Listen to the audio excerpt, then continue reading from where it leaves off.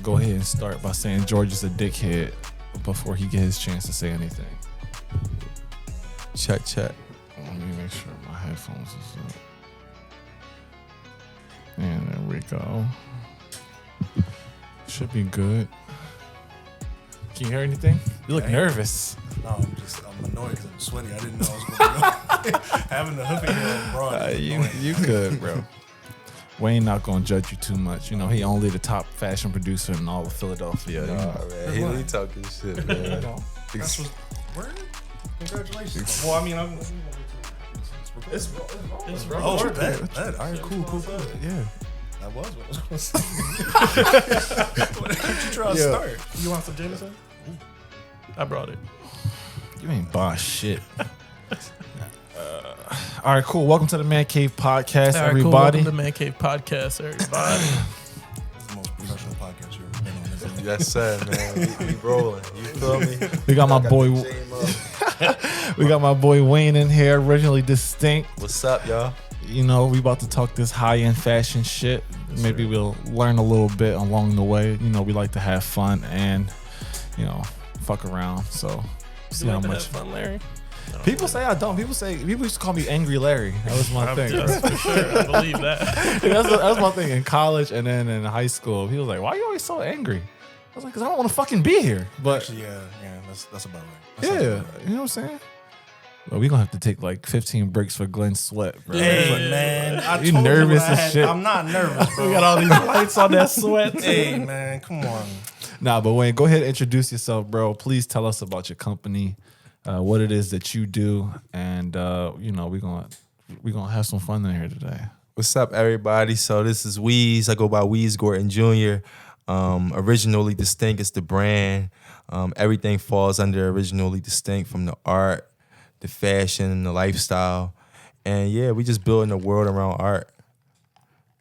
And you met Larry in high school. Yeah. Tell me a little about high school Larry. Man, high school Larry was my guy. You feel me? Like, Why are you trying to throw me under the fucking I'm just bus, trying bro? to learn a little more. Now we got an opportunity to Man learn Cave about high school Larry. You know, we played basketball and shit. he probably wasn't that good, right? You know, ass. we played on the ball team. Look, I was ass a little bit too. I was all right, but after my freshman year, my hoop dreams just shot. You know, that shit just turned to recreation. Yo, bro, how you let Matt Bush take your spot, bro? Well, it is what it is. Shout out Matt, man. It is what it is. So, you know, that if that shit didn't happen, I wouldn't be doing what I'm doing. I probably would have had some hoop dreams, thinking I can go to college and play ball. Like me, my dumb ass, out there paying $50,000 a year, right? $50,000 a year to walk on. Jesus Christ, bro.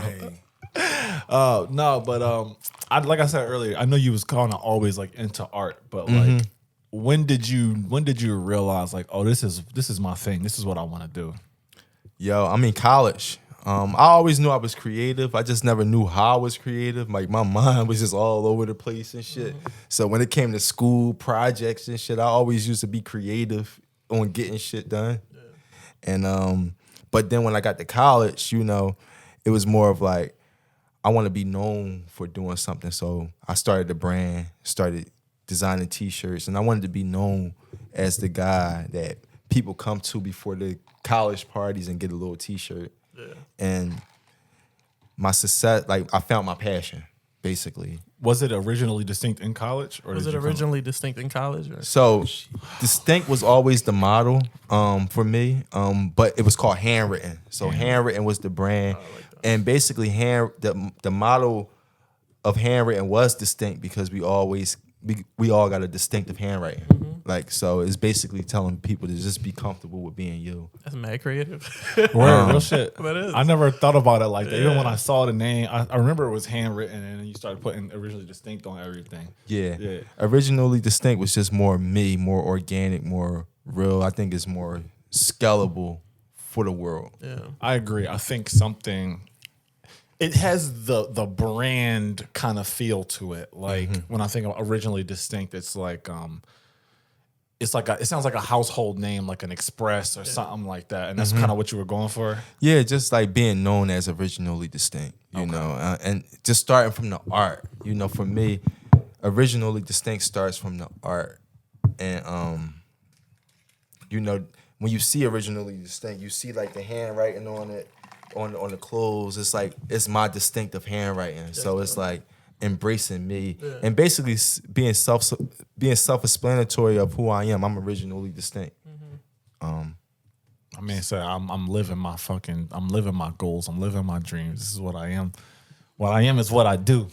That's a bar. Feel me? Ad libs, you feel me? Right. I'm in the I'm gonna just also introduce Glenn too, because you skipped over that. You fuck. I don't have to introduce. He's part of the Mancave, bro. He been here one time. He's our first guest to come back on. That's That's the first time. Yeah, So yeah, I'm gonna you're point that a out. repeat guest. Happy me. And there's a reason I brought him on. Why? Because I told you Glenn has always been into fashion. He's always did. been to apparel. Apparel is always something that he's wanted to get into, right?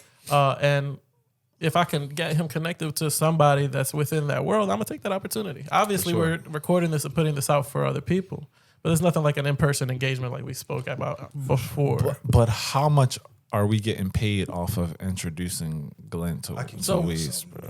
I can give you a little something. Little man. something. I just got paid. Oh, that's what. That's what he got. We for get keeping the day, bro. Listen, you got to go through me and George to get access to all this. cool. We had the financial advisor on, Well, bro. all right. We had. Listen, the tax guy we brought on, your mom know personally, bro. True. Listen, we setting the standard for the city, bro. So you got to pay to play, Glenn. I don't know what to tell you, man. You right. I mean, put me on payroll and then I'll just give it back. Just give it right Payroll, Hey. this shit free. So tell us a little bit about when you decided to start in college. Like, what were your first designs looking like? Did you feel confident in them, or looking back now, you thought maybe I could have did it differently? I mean, when I started in college, I really started by hiring a graphic designer to design the logo. And basically, once I really got into my own creativity, that's when I started expressing my own self and doing my own designs. But starting out, I hired a graphic designer. Do you feel like there's something that drive like what was that feeling like where you was like, yo, I can actually do this shit myself? Like, what's the drive behind your creativity, do you think? So basically, when I was in, I was promoting parties. Yeah, So I was promoting parties first in high school and college. But then I was in parties and I was kind of falling out of love with that. And I used to be in the parties. That's when streetwear just started becoming popular. Yeah. And basically, I was like, I want people in the clubs and in these places to wear my stuff. And that's what kind of gave me the fuel to be like, I'm going to start my own thing and kind of create my own wave. And yeah, It just kind of took off from there. And basically, I had the support. Being on a college campus, I had the support of people on the campus, and just being known. So I was like my own fraternity. You know? That's actually a dope way to look at that shit. I'm curious, did you have like an inspiration for getting into art or getting into your own brand? Like, was somebody you watched or knew growing up have their own thing, doing their own thing, and you're just like, oh, that's what I want to do that? So I didn't really have too many inspirations, but I'm gonna tell you one. It was like this group. I mean, it wasn't too many brands out as it is now. Like, so this was back in 2011. It wasn't really too many brands out, but one brand that I can really remember was a brand called Babylon Cartel. And basically that's Gianni Lee and this boy named Corey Towns. And Corey Towns actually went to Lincoln. So I used to see him wearing his hoodie, the Babylon Cartel hoodie and shit. And that was kind of inspiration right there on a smaller scale. But once I started getting into it myself, it became me being a student, being a sponge, and studying other dope shit. Right. Was Corey black? Yeah. So that's what they talk about when they say representation matters, bro. Because he saw somebody else doing it. He was I need like, a snoring button when you start. No, do we got one that say suck my dick? You should. Fucking bitch. Every time I say something about black people, you start hating. no, go ahead. Talk more about Eat a whatever you're dick. talking about. That's scary. Right, bro. What the fuck? Damn, we can't be great. Go ahead. That side is light skin. We over here, we darker, you know.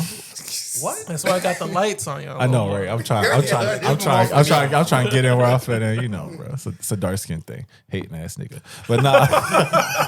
That's what I mean. Like, representation matter, bro. When you see somebody who looks like you doing something and it don't seem so far-fetched, it's like, yo, like, if he can do this shit, I can fucking do it, right? So he's watching Corey do it. He's like, yo, I could tap into this, man. And I think at that time, like streetwear and brands started really becoming. That was like for me. I mean, you have brands that been out before 2011, but for me in my age, it being like 20, you get what I'm saying? That's when that was that time where I really started getting into that and becoming exposed to different brands. And it wasn't that many that I was really exposed to, so it became an interest to me. So you went from doing like T-shirts and just like regular streetwear. I see you sporting your own shit today. Yep. Of course, you represent. Yes, right. You feel me? What was that like trying to scale? Because I hear people like Kanye talk about, like, they trying to keep me out. They trying to like hold me down. They don't want niggas to grow. They don't want niggas to, you know what I'm saying? Like, so what was that like going from just kind of like streetwear, regular stuff? Now you got your own sneakers, Jack. Like, how was it for you? Like, and was it like a bunch of roadblocks and stuff to like kind of talk about that journey? I mean, for real, it was more about learning business. So I kind of went through this wavy path. After you graduate college, you take a little job. It took me a while to gain confidence to be like, yo, this is what I'm doing full force. It was my side thing for a while, but I had to go and learn business, and learn how to learn business. And where did you go to learn your business? I mean, I went to school for business, but I think you learn more in experience. Of course, yeah. So after I graduated, I had like a little teaching job for like a year. I got fired. That wasn't me. Like, I was just trying to make some money. They like, get out of here. You ain't no teacher. Right. You feel me? So then I started working with my homie in real estate. He was building a startup, and real estate development.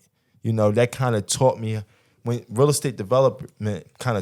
like how to raise money and how to structure things. And basically, I took that knowledge and kind of applied it to my brand. And basically doing pre-orders and doing that type of stuff helped me scale to get more inventory and, develop higher quality product. So with you saying that you was basically your own fraternity in college, like people knew you, right? Yeah. Once you started putting stuff out, people wanted it, right? Yeah. What was life after college? Like, did you struggle to then get people that you didn't know to buy your stuff? Or did the success from college carry over? No, it definitely didn't carry over. Like, college was just one thing. You feel me? Like, I mean, I had my knit of people that I knew from college, but then coming back to the city, Philly is a different animal compared to a close knit of people that on a campus. So I kind of had to like start fresh, and like, but basically build my community here in Philly, So part of what I did was I built it like a creative space. I used to have like an event space back in like 2016 and 18. And that was just for creative people to come through, throw their own events.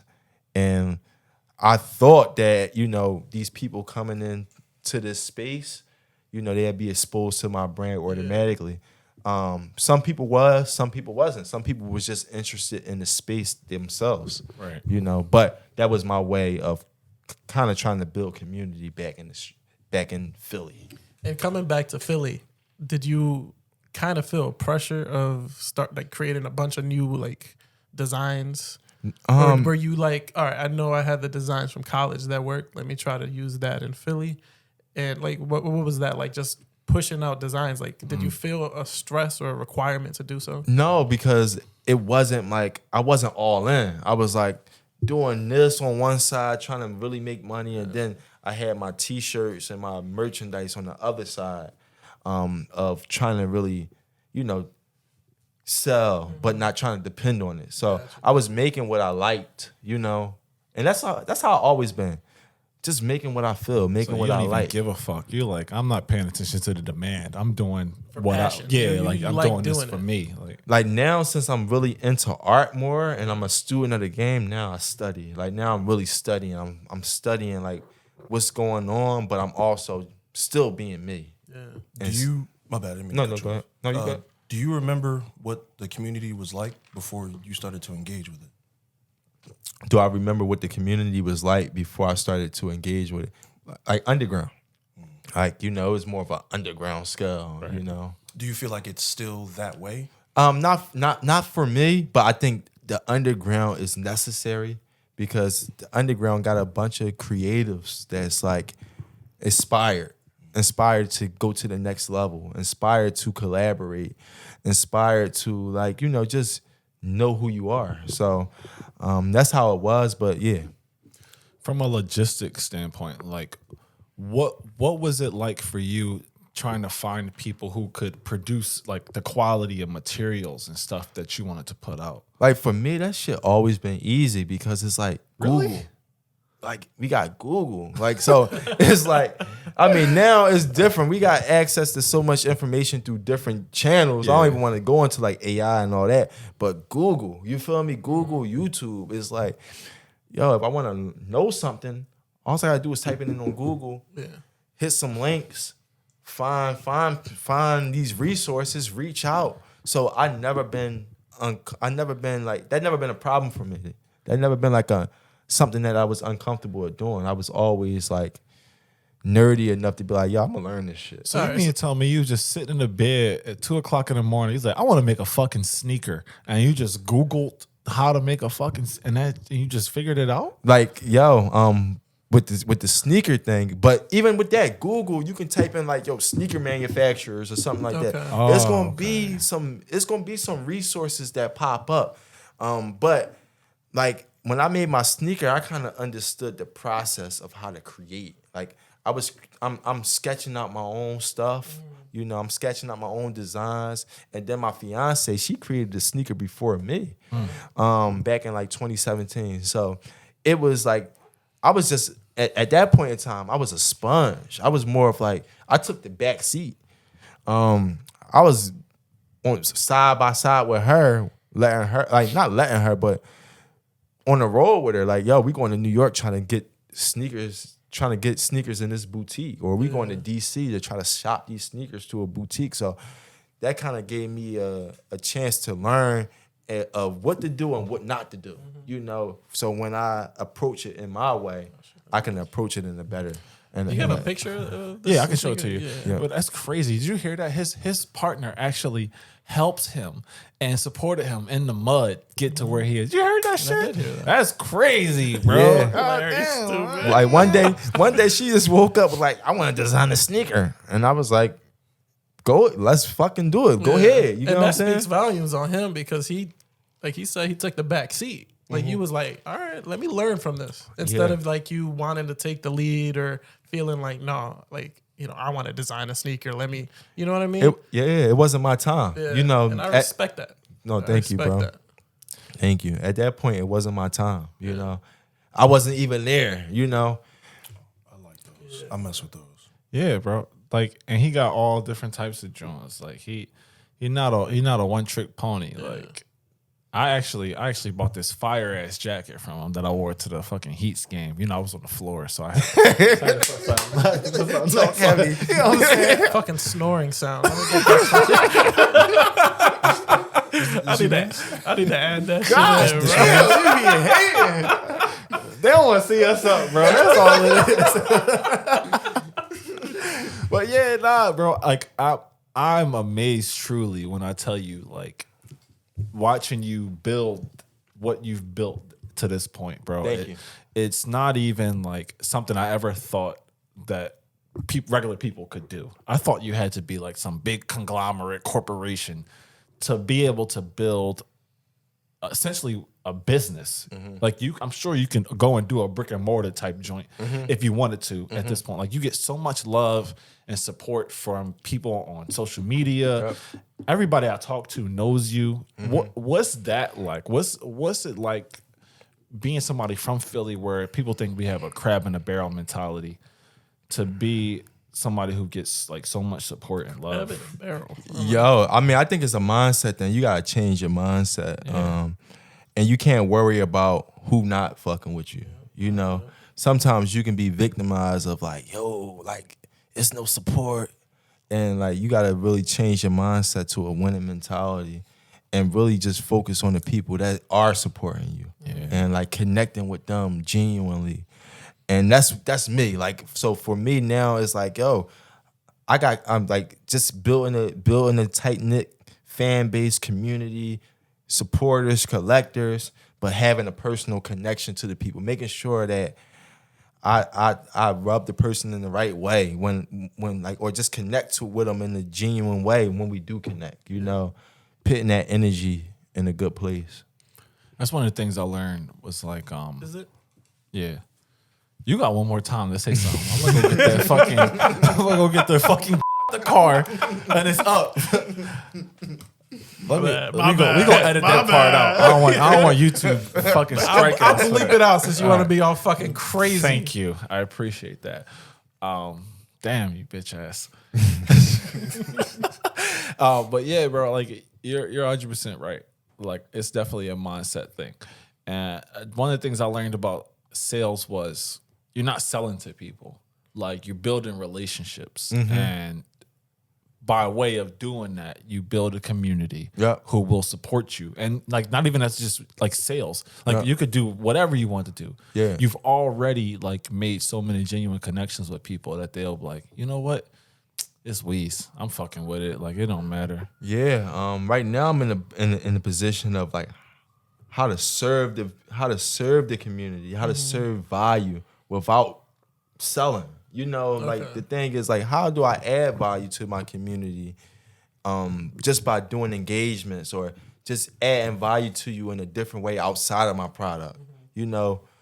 So that's where I'm at now. And have you found any ways to do that? I mean, so I think it's very important. I talked about me having a space back in creative space back in 2016 and 18, and that was a good way to connect with the community. But now my mindset is totally different, and I want to still build a space where I can add value to people through workshops or. Come sit down and have a drink with me. Come have dinner with me. Or Shit, he on our podcast. You feel me? you Like, feel me? Like shit like that where people like want to ask questions and I'm giving you resources. And then somebody might be like, yo, I appreciate that. But yo, I love those sneakers. How much are they? You know, shit like that. Like, you know, just adding value to people. Yeah, I mean, focus on serving before you trying to just sell. yeah. I'm gonna keep it 100. Like that's why I reached out to you for the jacket that I bought. I was like, yo, like he actually is a good dude. He's grinding. Like he got a family. He's not out here on some nut shit. You could be out here ski masked up. For sure. I was like, bro, no, that's crazy. No, for real, everywhere, man. It's dog. crazy. bro, like real shit. Like you could be out here stealing fucking COVID ventilators, bro. Like anything, Bro, putting on a shiesty for a COVID. bro. Like Catalytic converters.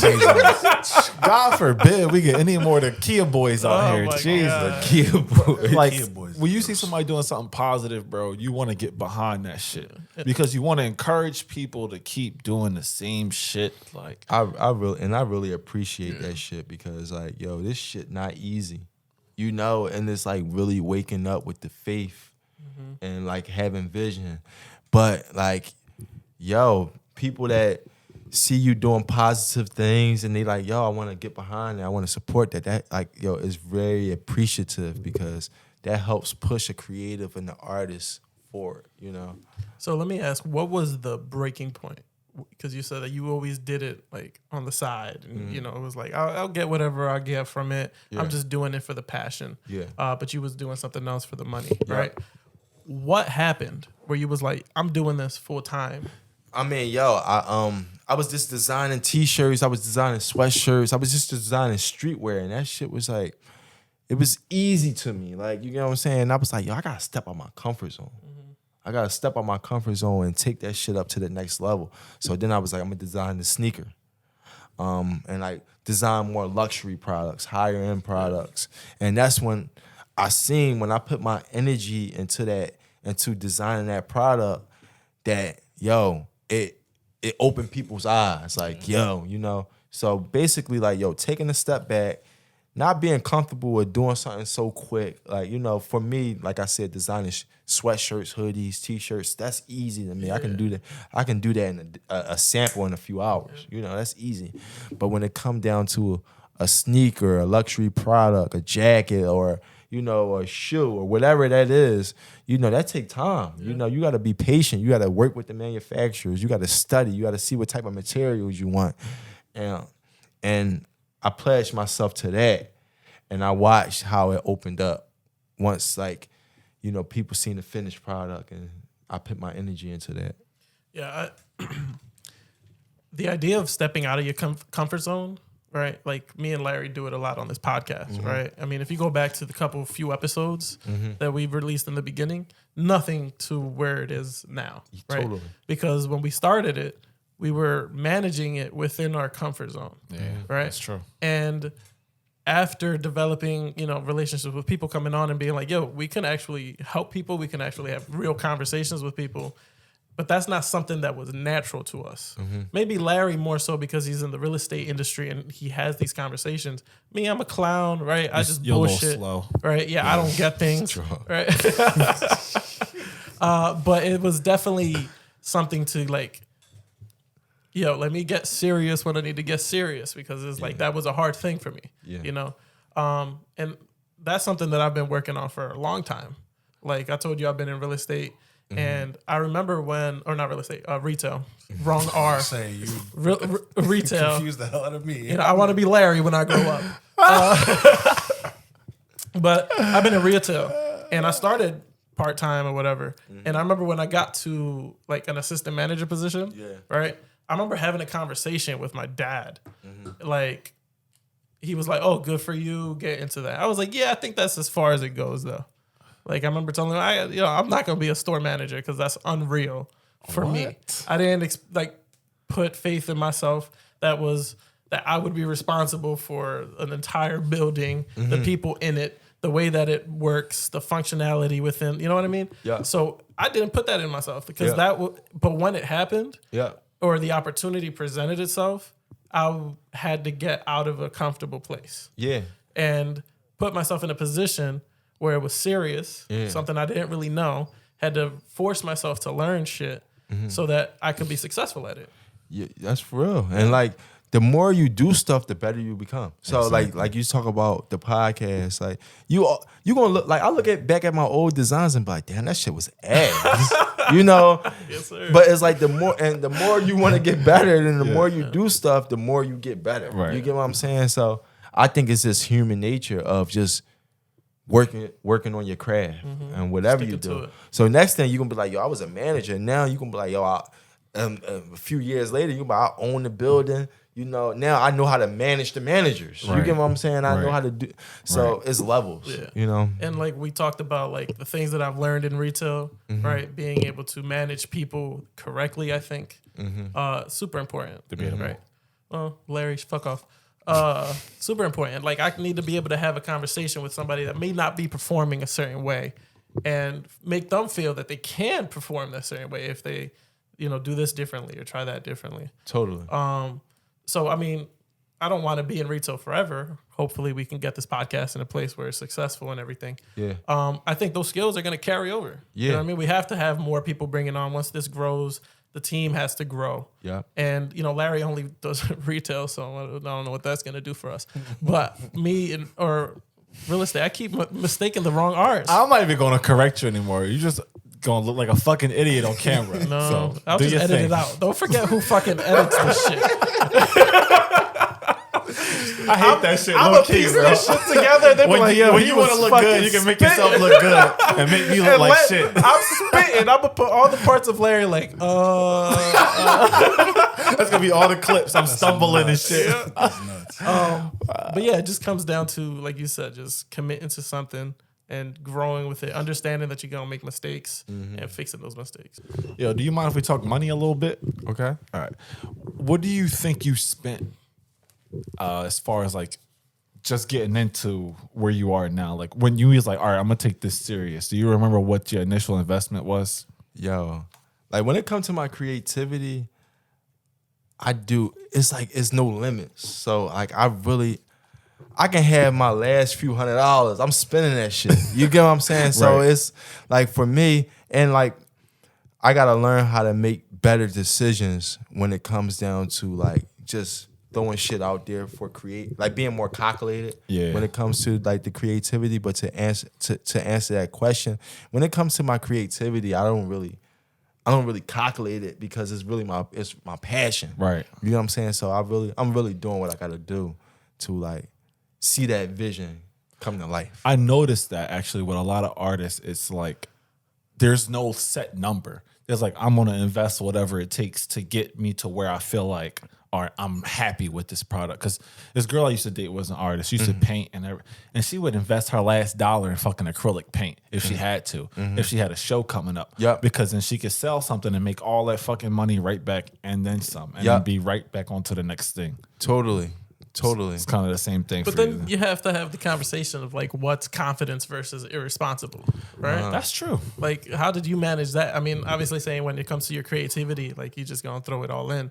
But you married now, or are you? I'm a fiance. A fiance about to. Congratulations. Congratulations. You didn't Is say that congratulations still- to me when I got engaged. I think he did. I think I did. You stupid. I think I was on the pod. Like, is it? Obviously, you're in a different place now, right? Yep. But would it still be the same now? Like you have your fiance, you're trying to grow, right? He has a daughter, yeah. Daughter. Is the thought process the same? Like I'm about to put every nickel and dime into this creative place, or how do you separate your confidence from, like I said, irresponsibility? Yeah. I mean, it's my livelihood. So like, if it's an idea that comes to my mind and I gotta create it and I gotta invest what I got to do it, I'm doing it. And I gotta live like that because, just having that vision, but I think it's a balance, like you said, of making great choices and just not doing some stupid shit. So with me and my fiance, we talk a lot about ideas. That's all we do. Sometimes I'm ramming her head off about ideas. Like, yo, what you think about this? What you think about this? She's like, chill. She'd be like, yo, relax. Chill for a minute. But it's just that feeling. Yeah. When you got that feeling of something that's going to work, you put it all in. Right. Has perfectionism ever gotten in the way of your creative process? Nah, that's why I'm really originally distinct. So it's like, yo, we not perfect. You know what I'm saying? We all our own unique people. We all are, we all our own one person. We're not perfect. So I really embrace my flaws through originally distinct and through the art and through the creativity. I That's like a that. mic And that's drop something moment. that you need to take note of, my guy. Because Glenn, like I First said, of all, don't throw Glenn under the no, fucking I'm a bus. fucking do it. What are we Damn, doing bro. here? You know what I mean? Shut the fuck up, Larry. That's that Jameson making you real bold, nigga. Crazy, right? But Glenn has talked about doing apparel since high school. And that's one thing that I know that if he ever gets the opportunity to do it, he's going to jump into it, right? But the idea of perfectionism is stopping him. Like, if I'm going to start, it needs to be everything that he needs it to be. If it's anything less, then he's not going to put it out there. He's not going to want to do it. And we have a successful person here who's saying to get the fuck out of that thought process. It's not even just that. Sometimes it's the altruism of it too. It's like, Now here we go with all right, words. Oh, you know what He's a altruism- human dictionary. no, I'm not. No, I'm not. No, I'm We not. gotta listen to know him what without, altruism is. Let's define altruism for the audience. Just for the good of the person, you don't necessarily do it for yourself. Awesome. All right, now You go knew ahead, what that meant. Doctor Strange. Say what the fuck you gonna say, Christ. bro. Like sometimes it ends up getting to a place where, like, you know how Kanye say, I want to make all my products affordable. I want to make this reachable and attainable for my customers. Sometimes I get to that point where I don't want to charge. Like, I see what a Jerry Lorenzo will charge for a jacket like that, and it's like, well, damn, this is $1,600. Yeah. And I understand the quality, I understand the materials that go into it, and I respect it because you got to feed your family too, right? Yeah. So, but it's like, do I feel good charging you $1,600 for something I probably spent $400 to make? You know what's crazy? And my perspective is this. That's what always been my perspective. That's why I started really making clothes, because I couldn't afford a lot of shit. You get what I'm saying? I couldn't really afford to be walking around in the newest J's. Back in college, everybody had the J's, like the streetwear, like just the fly shit. And I had to go there and be like, yo, I'm going to create my stuff. And that's how it still is today. So the stuff that I'm inspired by, I kind of create my own originally distinct version of it, but still make it original, still give it its own taste. And that's my motto. So, if it's something that I like, I'm going to create it, So that's like kind of a mindset. So to kind of roll off of Glenn talking about, the numbers and shit, how do you create something and then be like, this is how much this is gonna cost? I like to be like in between. Like I'm all about being a hybrid. Like I want to be like in between the best of both. Okay. So I don't want to be too high end or I don't want to be too low end cheap. I want to be right in the middle. Yeah. And that's something that inspires me with everything that I do. Anything that I create, it's like even when it comes down to painting on a canvas or whatever, it's like the hybrid. Like, so that's how I look at things. Yeah, I had another question. It's just when you create your clothes, are you creating like multiple sizes of shit? Or yeah. From small to 2X. Okay. So what I did was what helped me when I created the sneaker. What I did was I made people sign up for a wait list. And that's so good. when they signed up for the wait list, they had to put their name, their phone number, their email, and their shoe size. And now that helped me measure what sizes to get. And you know dig what I'm demand saying? is, yeah. And understand the demand. So that's what I do now to kind of try to gauge is this product hot? Is people interested in it, and what sizes I'm gonna go up to? I'm gonna steal that fucking idea, bro. That's why I put it out there, bro. Smart fucking I'm thing. gonna call clients and ask them like, what kind of like product or property rather, like are you in the market for right now? Mm-hmm. And then I'll put you on my list to contact people in set amount of time because bro, that's such a fucking brilliant idea. Like you're not only servicing them and providing them the exact thing that they want, but you also have an idea for what your business needs in order to keep itself moving. Like I'm gonna collect all of these people, I'm gonna feed them, and then I'm gonna feed myself at the same fucking time, bro. Shout out to you. Thank you. That was a huge point for me. I got to a point where I got frustrated, where it was like, yo, you can't depend on Instagram, depending on the algorithm.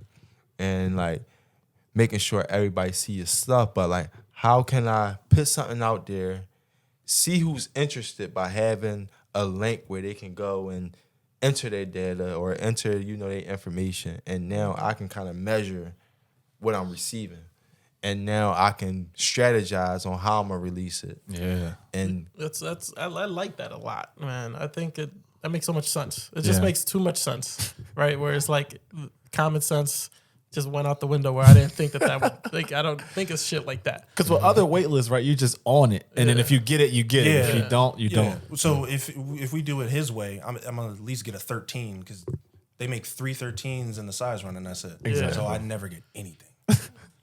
So. And I'm on my weight loss journey. So once I get down, I'm going to buy some of your shit because 2X don't fit me, but I'll get there. For sure, bro. So that was like, that's for like the pre-orders, like, for me, like that fit my pre-order model of just scaling. I mean, just measuring how I'm going to, what sizes I'm gonna run, and like the people that's interested, and how I'm going to release it to the people. So when it comes to creating those different sizes, you have a distributor that you work with? Yeah, manufacturer. Yep. And what do? You create the design and then you send it to them and they create it for you? So you create a design, you got your design, you got your details of your design, and then you reach out to your manufacturer, whoever you find that can deliver it to create a sample. Okay. So I get samples created. Before, I used to be like a guy that was like, yo, I want to do this t-shirt, I want to do this hoodie. Let's go with 50 of them, and not creating samples. So, not creating samples and not knowing how this product is going to really move in the market, but just doing it. So, at that point in time, that's it's not too much business sense behind it. It's more of like an ambition, it's inspiration. You just inspiration. Off of that, But now I got a little more strategy. I developed a little more strategy of like how to be more efficient. Right. Has anyone ever stolen your designs? Mm-mm. I mean, it's crazy. On some real shit, y'all, what I realized is this. Nothing is original. Everything has been done. I've been saying this for a minute that originality is dead. I think that the original ideas are gone. It's just tweaking shit. and Yeah, reinventing. exactly. Yeah. And so at one point, I used to be this guy when I was stuck in my ways. I used to be this guy that was like trying to fucking create something new under the sun, trying to create a trend, and then I watched somebody like that was more popular than me take what I did and kind of take it to the next level and then become more popular off of it. And then I'm just the guy that's salty, like fuck, people don't, And so that's a loser mentality. So then once I got to the point of realizing that nothing is original, it's reference points. It's like it's evolution. Like when you look at evolution, like basically nothing is new under the sun. It's like everything has been done, but it's certain time periods of when things were done.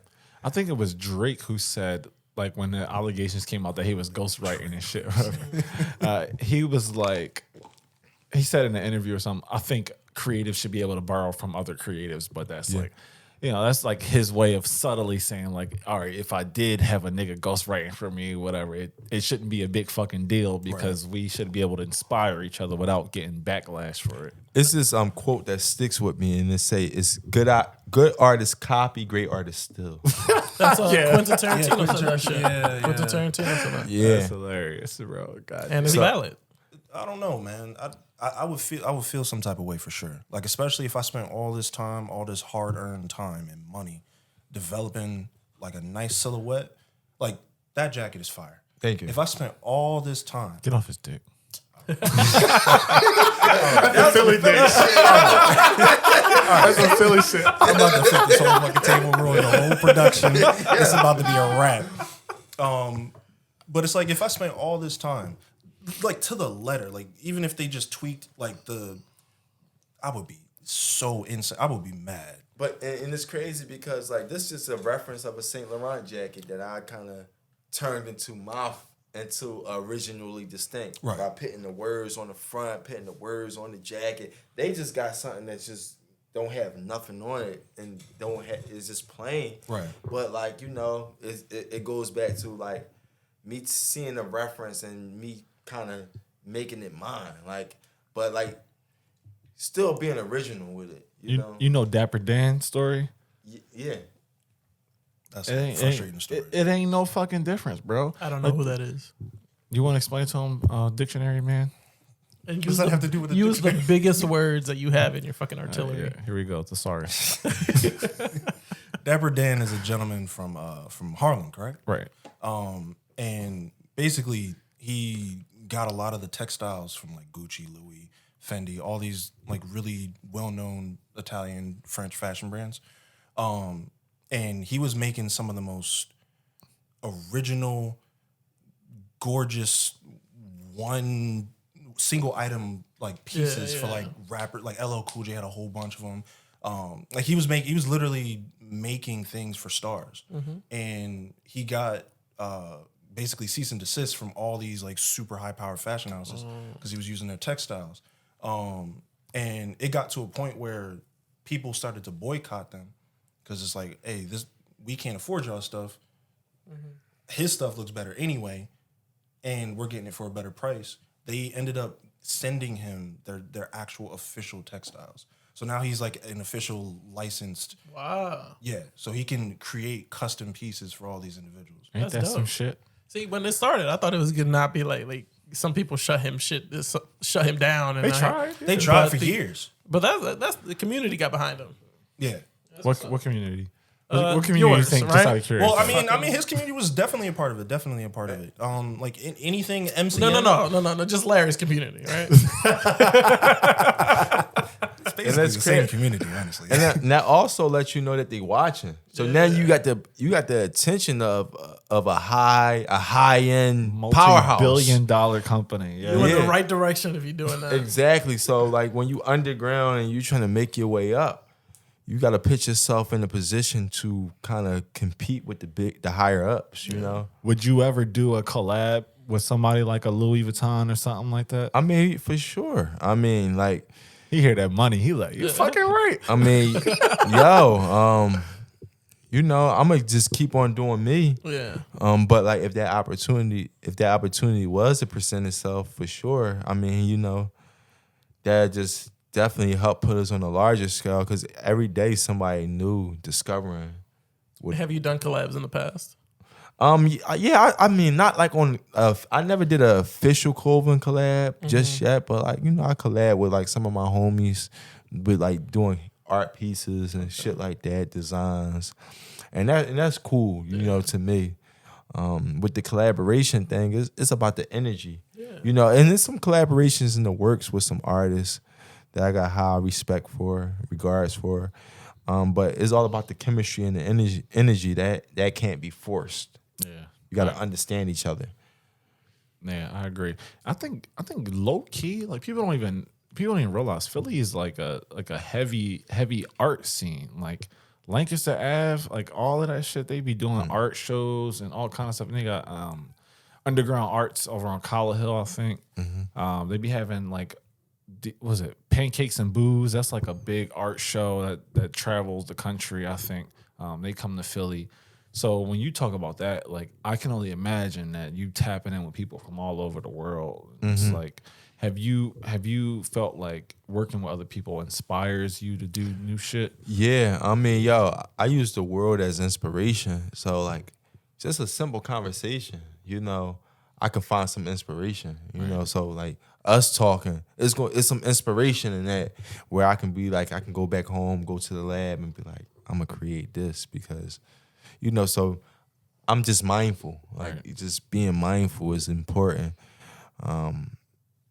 Period. Like I talk to people that might be homeless, or people that's like doing art on the sidewalk and shit like that, and like just having a conversation. I just talk to people and just be mindful. What do you think would take Philly fashion to the level that it should be? That's a great question. Man, I think just open mindset. I think just being open. I think Philly is a great place. But I think we all got it's a stigma. Everything. I mean, but I guess every city or culture has a stigma to it. But Philly just everybody too cool for school. Like Philly got that ego. Like everybody feel like they somebody. And I think it's like, just having your own state of mind is what's really important. I think a lot of stuff come late to us. Yep. It's like we got the swag. Philly got the swag for sure. But Philly waits till it becomes a trend in other places, and then be like, all right, we gonna do it the Philly way. It goes like Cali, some other spots, hits New York, and then come down to us. Yeah, that's real shit. So do we have to like jump in front of the line, just create some shit, or is adapting what other people do, is that still a good strategy? We just gotta do it quicker, or just be open, just be open minded. I think it's all about the mindset, and I think that's what opens people up to do things. Because I remember like as a kid and shit, I wore a mohawk and shit. And niggas is like, yo, like you got a mohawk, you drawn. Like, what's up with you? And then like 2 years later, I see the same dudes, like they got mohawks and shit. Like, you get what I'm saying? But at that point in time, it became a trend. Right. So like, for me, it was just something I wanted to do. Yeah. No, I think to Wee's point, Philly has to get to a place where they're not taking inspiration, like all of their inspiration from other people. Like it needs to get to a place where we're like supporting each other, supporting from within, and then pushing our shit to everywhere else. Mm-hmm. And I think for you, if you was to get somebody like a Meek or somebody to like sport your shit one time on camera, like that shit would make your brand, like, I don't know if it is or not, but like a nationally recognized kind of thing. Yeah. Because you already have the look with your designs. For sure. Niggas would just have to see it and be like, damn, originally this thing, what the fuck? That's on fire. Like, let me check this out. That's what it be about. Like, and like really putting yourself in position. I'm realizing that like today, nothing is, I mean, you still got organic things, but you gotta really put yourself in position. Just making sure you got the material, making sure you can deliver though. Yeah. Making sure like once you got your material and everything built up, to expose yourself, you know, so people can be exposed to what you got going on. And yeah, I mean. So let me take it back to the beginning a little bit. Or if you could go back, what's a couple mistakes that you made in the beginning that you would avoid now? Basically, just designing stuff without knowing that if it's a product that people are really interested in. Okay. So that's why I created the wait list, and that's why, you know, developing samples and just testing the waters, putting things out there and seeing if it's like something that people are really engaged by. So beforehand, you know, I would put all my money into a collection, into a design that I felt like that was nice, but other people may not like it, or other people might not caught on. Real shit. Actually, that kind of leads me to the next point. Have you ever gotten any engagement from like maybe socials or some other sort of analytics, but when you just put it out yourself anyway, just at like analytics may not have been messing with it, but you still put it out and it still ended up doing very well. Actually, let me answer that, because the jacket that I bought from him, actually, I think I was like one of the first people to see it and comment on the shit, but it was fire. I was like, yo, he was like, yo, if I did like one or two more of these Jones, who would buy it? And I was like, nigga, I'll buy that jacket. Like, Right. that shit fire. Let me was get that it. one? No, not that one. It's something different. I'm yeah. still messing with that jacket. No, my shit is exclusive. I don't think he making no more of those. So, Oh man, I'm too late. just I'm gonna take any chance I get to flex. Larry, calm the fuck down. You heard that song Power Trip, Nope. Miguel and J. Cole? Nope. Shut the fuck up. God damn, Joy. Do we need to take half of this segment and like unpack this animosity that you got for a brother? No, I just missed you. It's been 2 weeks since we've I been know, here. and I ain't been replying to your texts like I usually. You know what that does to me. I know. All right, make up off camera. we good. We good. So do you think like your plan moving forward is just do more of the same shit that you've been doing, or like how do you take Originally Distinct to the next level if you've thought about it? Really getting in front of the people. Like right now I'm at a point where I have like a tight knit base and You do. supporters, but I think it's also it's people that don't know about Originally Distinct. So really just getting out of my comfort zone of building something organically and really like investing into more marketing and you know, investing into working with more experts and PRs that can help expose us Yeah. in a different manner. Because it's necessary. You know, it's definitely necessary for sure. You know, to really be exposed. A lot of people don't got a mind of their own, so they need confirmation from influencers. That's true. Damn. He said people don't have a mind of their own. I never really thought about it like that. Well, that's real shit. Like they need to know that somebody can validate them, because otherwise they don't know if what they're doing is the right thing. It's scary, honestly. Hey, yeah. Like, well, how the fuck how did you get this far in life on your Following own? other people. Oh, Jesus Christ. Nah, I couldn't live my life like that, bro. I have always been the odd man out. Like, you know, and in high school, I didn't have cliques. Like, I know, like, I was on the basketball team, but I was always doing my own thing. You know, and then I seen people like you, like, if y'all play like on the football team, usually y'all was close. Like, it seemed like that just kind of built that kind of camaraderie. Right. So, like, I guess, like, if you do your own thing in a way, you're weird, you're an oddball, but later on, like, you can appreciate that more because you develop a mind of your own, right? That's me. I feel like I was an oddball, you know, especially like in my neighborhood, like being a creative person. With the mohawk. Yeah, just being being a creative person, like, you know, going to the rec, playing sports, and people might basically try to judge you off of your capabilities on sports. Like, oh, you can't play baseball, or you can't, you know, play this. And it's like, dog, like I'm just having fun. You know, like, and then like it's people be like, yo, you doing this? Right. Damn. And it's like, you know, you know, right. And it's like, you know, but those people never knew me. Like they they never knew who I really was. You feel me? Right. So it is what it is. I like to ask guests who come on if they were going to give somebody else like an advice or how they could be better in something similar that you're doing. Like, what would be like 3 things that you would tell somebody trying to follow in your footsteps that they should do? One is a mentor, right? Mentors is definitely important. I think we all need mentors. Like, I agree. you know, even me. You know what I'm saying? Like, you need somebody that you look up to that can like inspire you.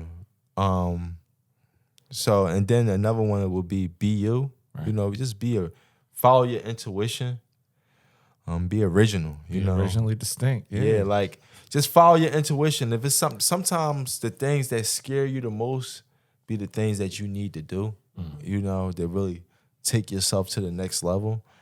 And so that was so 1 was getting a mentor, 2 was really being you, and 3 like being able to measure. I'm gonna say that being able to measure who's really interested in your product or your release or your startup, your new product, whatever you want to be able to have a system where you can test the waters. Yeah. For your new development or whatever that is. And have a plan behind that. You know, all right, if you're not getting the engagement that you need, all right, this is the next step I'm gonna do to get more engagement. So develop a plan. Yeah. So It's fire. Yeah, it's funny that I hear so many successful people in their own way saying, get a mentor. Right? Like Larry says it all the time. He has a coach that he helped him get to where he is. You're sitting here successful and you're saying the same thing. You know, we had John, right, who was a personal trainer, and we asked him the same question. You know, how do you get in shape? How do you get fit? Say get a coach. Get a coach. And even with like you need an accountability partner. Like for me, right? I work out in my house, right? So I might do fucking 20 dumbbells and be like, all right, I'm chilling. You feel me? All right, another 5 minutes, I do 20 more. But when I had a trainer, when I had a personal trainer, I was in the best shape, you know? Like I seen the results because you really had an accountability partner. Yeah. And that's why I think like this podcast works for both me and Larry, because accountability, right? If there's something that happens in an episode, like visually or audio wise, you know, because I know Larry is there and he's going to see it, he's going to judge it. I acknowledge the flaw in it, right? Like I've never made a mistake in here and tried to see if Larry didn't figure it out, right? I kind of always go to Larry, look, this is fucked up. Like, you know what I mean? Right. And it's not going to happen again, and it's going to continue. Yeah. And Larry has done the same shit where he feels like he wasn't in the conversation as much as he should have been, right? And he does the same shit where he comes to me and he goes, yo, I wasn't in it in this one. My bad. I'm going to do better, right? Because we hold each other accountable in that way. So I agree with you 100%. Yeah, I agree. That shit is super important, bro. I guess to piggyback off of your 2 and 3, everybody says being original and being yourself. Everybody says it all the time, but it amazes me how much people actually do not follow that advice. Like everybody wants to be someone else so bad. It's hard, bro. I'm 32. I'm still learning about myself. Like, because I mean, what it is. I think that's the goal. Like for me, it's like I want to just learn as much about myself. Like I just want to learn about myself. Keep on learning about myself by the day. And like last night, I mean like a few days ago, I know this weirdest shit, but it was like 4 a.m. I'm like, yo, I feel like life repeat itself in like 10-year phases. Like, you know, you might look back 10 years and can reference the space that you was in, but you might be in that same space now, but at a different level. You know what I'm saying? So like, for sure. Just like, I don't know, but using those type of instances to learn about yourself and to like discover the new you, I think is more about just reinventing yourself constantly. Yo, we talk about that actually in real estate. It's like every 3 or 4 years, I can't remember exactly, they said you should reinvent yourself and push your brand in a new direction and add things to your business because life changes, you change, the business changed, housing prices are different, the styles of houses are different. Yep. Like you can't expect to excel and succeed the same way you did 10 years ago because shit's just always different. Our parents most likely didn't have the fucking internet, right? So they try and tell you, oh, you ain't reading. How you gonna learn? YouTube, nigga. Like I'm going to the internet. Like shit is different. It's different. And now, with AI, Chat GPT, we got a whole different animal on our hands now that we being exposed to. So it's like I'm asking Google shit and Google giving me references to click on links. I can go ask Chat GPT and they giving me answers. I saw some AI generated like Nike tech. I'm like, see, that shit was fire. Yo, it was flames. I was bro. literally It was about flames. to ask, like, as an artist and as a designer, His job is in jeopardy.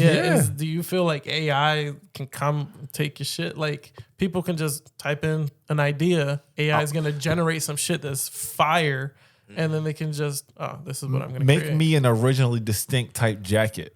That's what they gonna type in. Mad, bro. That's when I would get mad. I think for me, it's for me to also learn AI. You gotta be better than AI. Like learn it, be able to prompt it.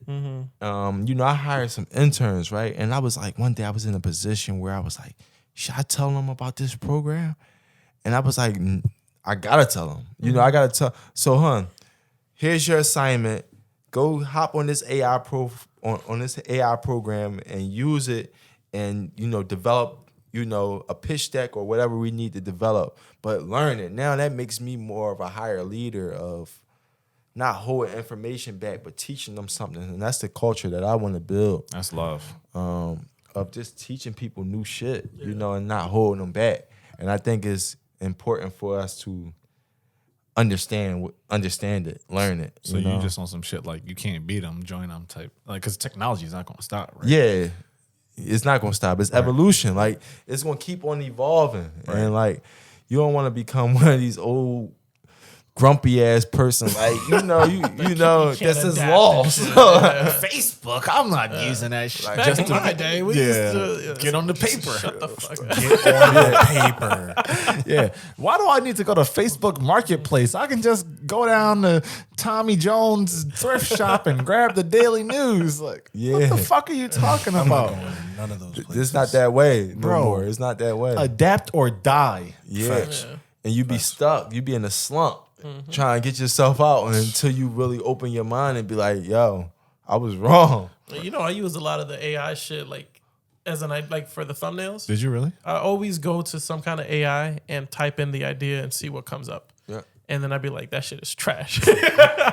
Or I'd be like, that shit was pretty cool. Yeah. I'm going to kind of replicate it in my own way. Yeah. And I do that all the time. I think artists will benefit a lot from AI, actually. People are like, oh, AI is going to put artists out of business because they can do like generated photos and all this bullshit. But I think artists will be able to pitch ideas to AI that the AI, it doesn't understand humans, I don't think. Like, I don't know if it's possible. Like, it's created by humans. So what it's going to do is put together what it thinks is a good idea. Yeah. It's going to be imperfect. But then somebody like you understand your community. You've connected with these people on a personal, emotional level.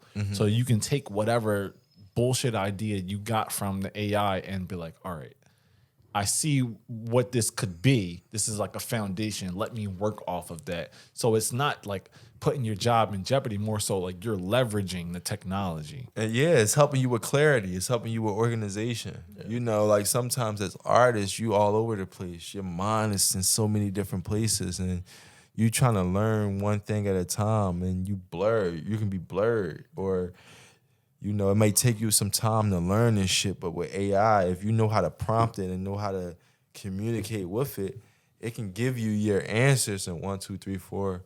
And now you got some clarity. Like, all right, I know how to do it. I know how to use my human being skills and do it now. Yeah, I think My bad. No, I wasn't saying nothing. I think it's going to create some push and pull. Like I have some reservations against it. Like I feel like with stuff like AI, it's going to pull everything off the internet. So again, you got your inspiration from the Saint Laurent Teddy jacket, and you created something crazy off of that. But it's like if Saint Laurent is like, all right, cool, I want my market share back, and they just put anything through whatever AI, it's going to pull up everything, including that. And I think that's what scares me is that there's no, like your market share gets pulled into that. But I think what makes the mark of a good creator is their ability to adapt to that, which is what you were saying, adapt or die. So it's like, even if you can always outsmart an AI, they don't have intuitiveness. So like you creating something crazier off that just tests your ability. So I feel like there's going to be a really good push and pull on that. Yeah. I think just don't get too deep into it. You know, I mean, know what's going on, learn, be a sponge, but just don't get too stuck into it where you start losing that personal human touch. You know, sometimes you can get so deep into something that you end up getting lost. So like I said, I'm the hybrid. Like, you know, I like to, you know, I'm cool enough. I'm nerdy enough to like communicate with people that's nerds, that's cool. But then I'm also cool enough to understand culture as well. So like, just that. You got the balance. Just that balance. Like, yeah, like, you know, I think that's very important. I think, to your point, Glenn, it's actually interesting because what I hear you saying is you want some sort of fairness, right? Yeah, between like the mega corporations and the people like us. Not even just mega corporations, but places like Shein, which can just make something at the drop of a hat. I would argue that I was just talking to him about that as far as like George. my bad, George. No, you You good, bro? Don't worry about him. Fuck that nigga George. He was talking about basically, you know, online shopping and shit. And like how you gotta feel it, how you gotta feel and touch the product. And like, you know, you got these websites like Shein and like ML, I think ML, whatever they call it, ASOS, that's creating stuff for so cheap that it don't even matter if I paid $50 for this shit or I paid this for it. I don't care. Like, you know, it's like, yo, I don't gotta take it back. You know, I should go through the wash one time and it's done. Facts. Right. And you know, in creating a luxury, he was talking in creating a luxury product or whatnot. I think it's about the experience. Yeah. It's about the personal experience where people can that they can get from being in the presence and being like, damn, I like this. It's like when people go into that's why people fiend to go into the Louis Vuitton store or the Gucci store or whatever, because it's that feel that it gives them, you know. But like, you know, also keeping in mind that it's these companies out here that's making high-end looking shit that's also $80. Right. You know, or 50. You get what I'm saying? So like, how can you take a little bit from both? That's with me on my hybrid shit again. So I got two things I want to say. First is to your point earlier. I'm gonna go take a piss. You guys can keep going. Fuck you. Get on the camera. Because I asked you if you had to go to the bathroom before you fucking. Yeah, I fucking Definitely hate you. did. I actually do. But the first thing is in business, right? There's no fairness. That's true. If he and I are direct competitors, like, yeah, I want it to be mutual respect because, you know, this is a human being. I love him. I don't want to see him fucked up. But I also want my business to thrive. Like, if you're in business, you have to be competitive at all levels. Would you agree? Yeah. I mean, I think it's human nature. I don't really try to compete with people. Of but course. It's really like, you know, you all here to be the best. And if your customers are like, true. I'm not fucking with Weeze right now. I'm gonna go see what Larry got. You have to step back and be like, damn, like, what do I gotta do differently? Exactly. Otherwise, you don't have a fucking business. Yeah. That's true. Like, how can I improve? Exactly. You know, or like, that's real shit. Yeah. And then the other thing I was gonna say is, I think that speaking to the luxury aspect that you were talking about earlier, like when I went to Paris for the first time last June. I think it was back in June. And when I went into the Gucci store, like, you know, I'm thinking about buying some shit. They bringing me champagne, you know, sparkling water. So now I'm more inclined. I'm like, you feel like you gotta buy some shit. Yeah, I'm like, be a pro. bro. I'm like, yo, I'm getting like, They don't do that at KOP. fuck no. I'm getting A1 treatment here. I want to spend my money here because these motherfuckers are showing me that they actually, not really, give a fuck about me. You know what I mean? Like, so I try to take that into my business, like what experience. Exactly, because that makes the purchase all the more special, and more people are likely to come back and buy something. Feeling good. Exactly. I don't want to feel like I just got sold some shit. I want to feel like I just invested in myself, and then you gave a fuck about that. That's why you treated me as well as you did. That's real. That's what I want. So whenever I'm talking to a client, you know, before I end the conversation, I'm like, is there anything else that I can do for you? Totally. Because I want to make sure that all your needs are met before we end this conversation. Yeah. That's real. You know what I'm saying? So that's fact. It's a master class. I'm your boy, 5-star realtor. You know, you can Google me. I do this. I'm on my shit today. No, I understand. It's the Jameson, bro. It's the Jameson, bro. I'm telling you, I'm coming out of my shell a little bit. We might have to bring this shit on the show. My boy, you got a billboard. You got a billboard. So, you need a sponsor. Billboard L. Billboard Brown. That's what they're going to call me. That's crazy. Bars. Nuts. Do we got anything else for we said? Yeah, there was one thing. Like me and Larry talked about wanting to do some merch for the podcast. Good point. What advice can you give to me and him as far as getting started in that? What should we look for? What are some things that we should avoid? Just any tips you can give me and Larry on how to get into the merch game. More specifically, I would say just, you know, start off simple. Basically, you know, use a website, alphabroader.com. Alpha Broader? Yeah, that's like wholesale. You know, start off there. Finding wholesale hoodies, T-shirts, and shit like that. You know, find a screen printer. You know, you can go on Google and find, you know, screen printers there. Get someone to design a logo or get someone to design something for your merch. And now you found a hoodie that you want or a sweatshirt or a T-shirt that you want. You found a screen printer that can print it. You found a designer that can, you know, that designs your stuff. Yeah.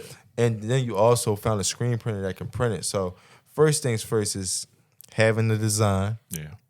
Then it's having the wholesale, you know, resource where you can find materials, and then you can find someone that can print it.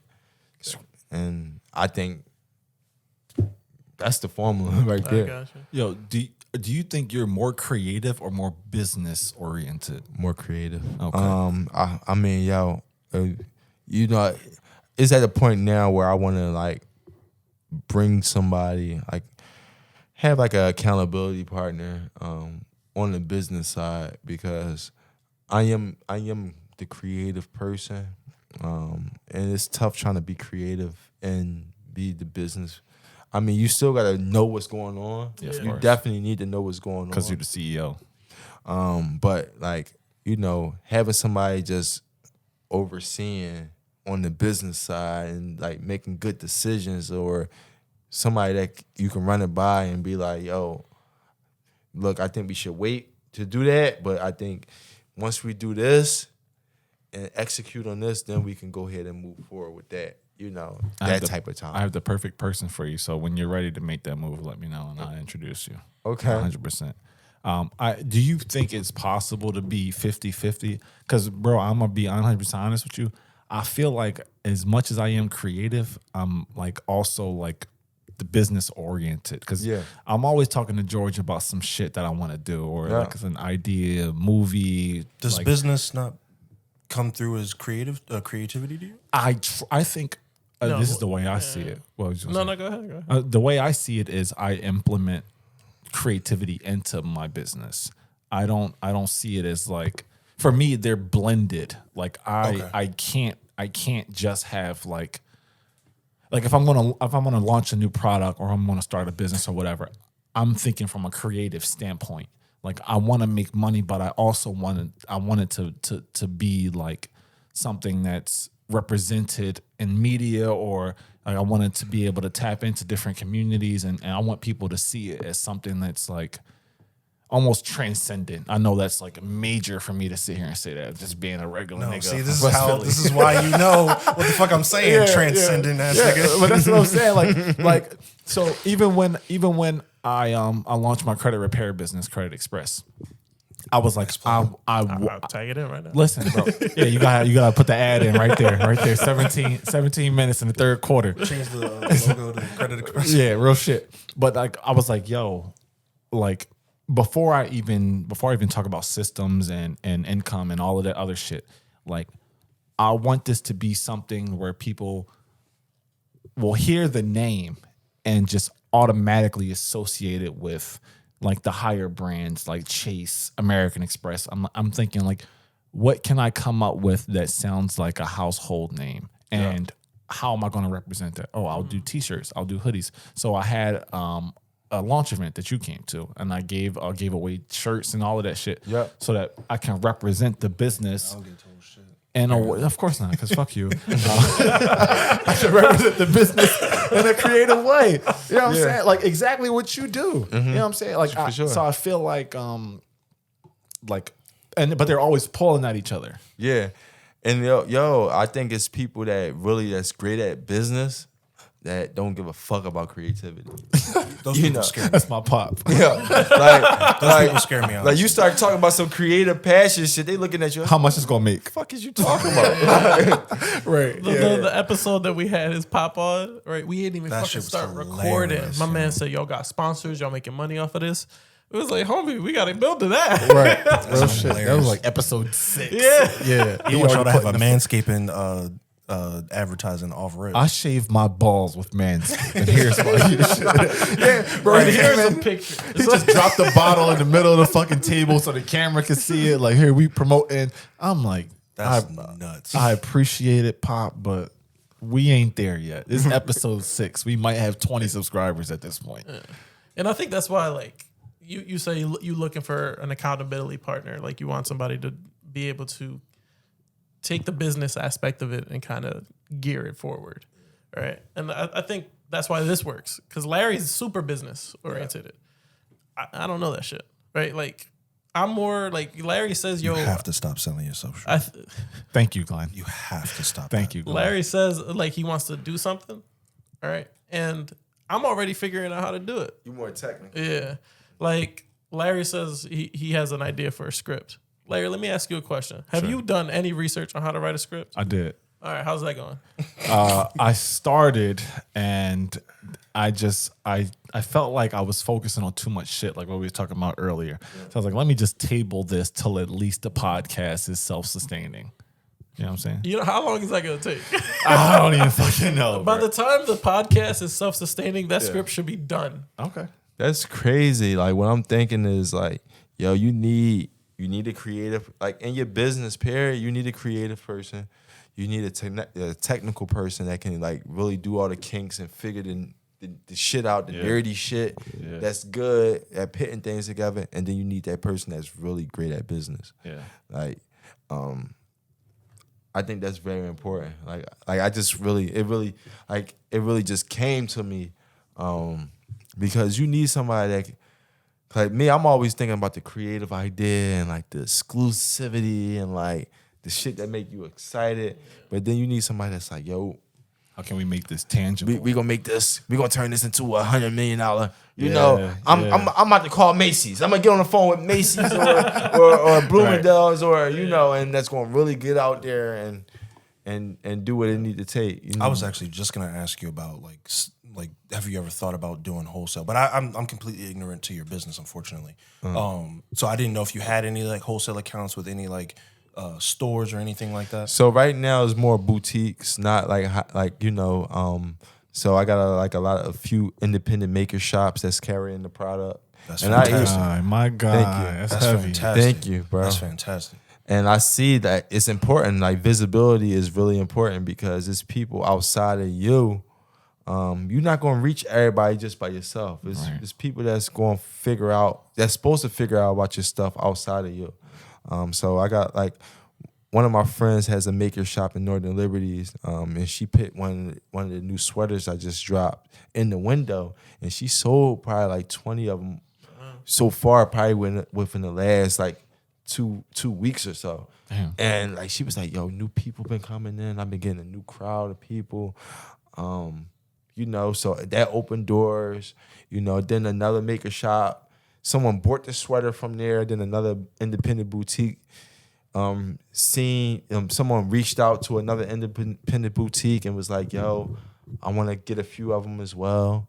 So then I put some in there. And then I got galleries kind of carrying my artwork, my physical paintings and stuff like that. So I think that is really important outside of you and outside of like your direct to consumer e-commerce to really have accounts. Yeah, so that was the next thing I was going to go into. Me and you, we know somebody that where when they say the exact words that you say, there's no soul behind it. Mm-hmm. You gonna use names, or you just want to talk? You know exactly who I'm talking about. I'm curious. What we doing? So I don't know if you definitely don't know the gentleman, but I think I do. But all right, it's cool. I just went to your Instagram and like there's very few people that say the things that you say that I believe, and sometimes that scares me when people say the things that they say and they don't believe it or they don't do it. You speaking real abstract, bro. Like, no, but I went to his Instagram and I see it. What did you tangibility. see? When he says, like when people say buzzwords like art or creativity or this or that, like they say it and it just feels vapid to me until I see it. It's another fucking Come on, you know what that word means, bro. We gotta write these down for later. Like we live in an age right now where there's so much information out here where someone can find someone can find a strategy and be like, damn, I'm gonna turn this into a course. I'm gonna put this on e-com. I'm gonna sell this shit. I'm gonna put Instagram marketing, and I'm gonna basically get rich off of just like really do that, figuring out the strategy. Yeah. Like it scares me because the bull, you know exactly who I'm talking about. God damn, cuz man, I bought it. He sold like a poetry book. And again, all the same words. Oh, I do art. I do this. I'm oh my God, do I know this person? You also worked at the same place we all worked at, George. Be fucking for real. Oh my God! You know exactly who I'm talking about, bro. I forgot. You know exactly who I'm talking about. And I mean, God bless the gentleman because he's doing his thing. But like there's really levels to this. When somebody says art and they're really selling art, I just went to the page, ladies and gentlemen, America. Originally distinct. He's legit. Originally bro. distinct. Listen, when all that NFT shit was blowing up, I was like, I don't fucking understand. But my man had a whole space, a whole fucking NFT space for people to come and check out his art.